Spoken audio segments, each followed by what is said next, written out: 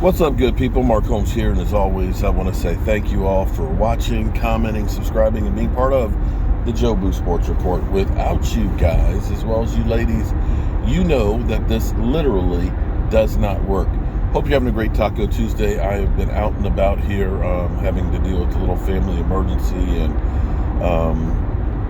because I had to go out and deal with the family emergency, my wife is going to our friend's father's funeral.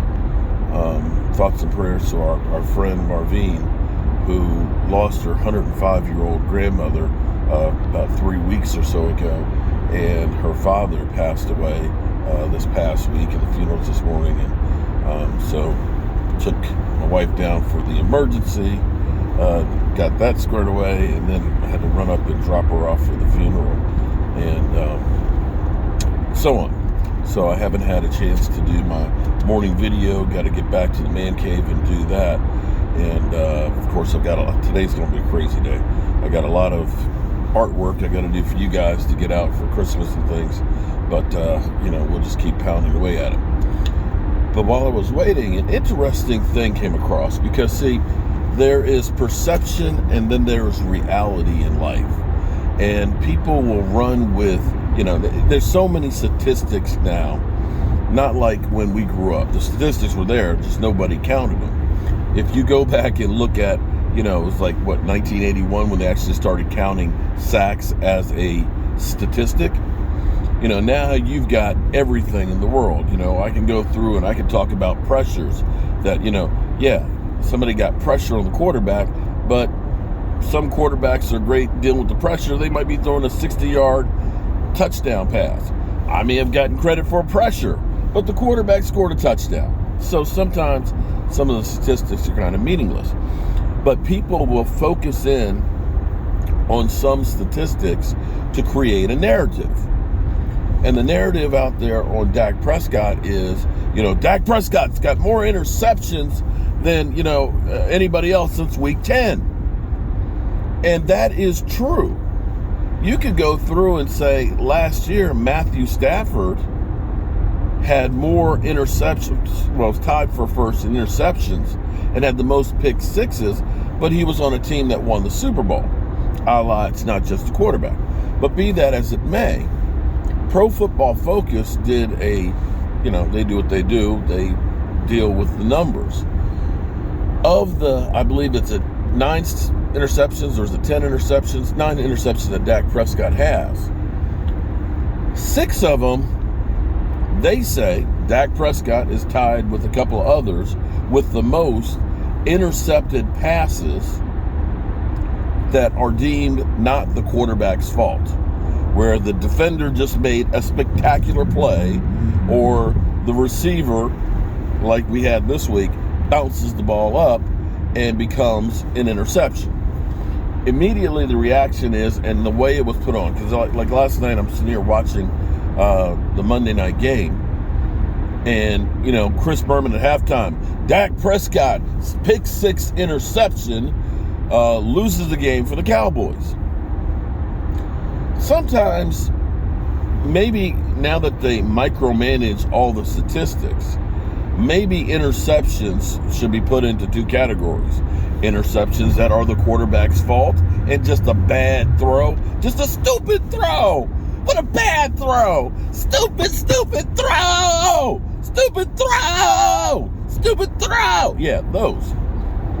And ones that aren't the quarterback's fault. So for Dak, of his interceptions, 6 of them are deemed not the quarterback's fault. And it's crazy because I get so many text messages, emails, tagged in this, that, and the other. Dak Prescott's just a turnover machine, blah, blah. And it's just like, guys, do you watch the film? Because everybody was going through immediately and saying, Dak Prescott, man, get rid of this guy. He's a bum. How could he throw that interception? The ball, quite frankly, was a perfect pass. It was a perfect pass. And you could go back through on the interception that was earlier in the game And I didn't see it during the game. It's kind of difficult really watching the game and keeping up with the chat, the live stream, and the people in the crowd. There's a lot of shit that's going on. But Dak's arm, as he's throwing the football on that first interception, was hit. So you have to understand, if you don't have a clean pocket, if you don't have enough time, if you have receivers that aren't getting separation, you will get turnovers. And if you have receivers that have the ball in their hands, and instead of catching the ball, they, Clifford Franklin replacements, if they're popping the ball up or just ding, ding, ding, ding, like it's a pinball, you will get turnovers. But of course, people don't actually look at that. This is where you'll hear the narrative on ESPN, Dak Prescott, he's a turnover machine, leads the league in interceptions since week 10. Well, if 6 of them aren't his fault,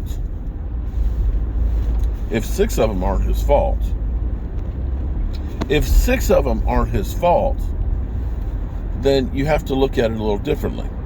The reality is this.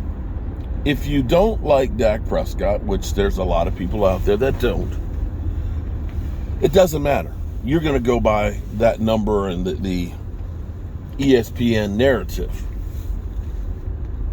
If you're a Dak Prescott fan, of course, then you're going to go ahead and you're going to be thinking rationally and looking at the whole picture there. Follow me? Yeah.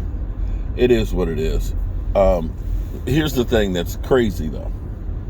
As people are killing him for the interceptions. I remember people like Colin Cowherd, when Matthew Stafford was making a lot of interceptions last year, Colin Cowherd would say things like, I don't mind a few interceptions. Interceptions aren't that important. Okay. When it's Dak, boom. Here's the thing that's crazy, though.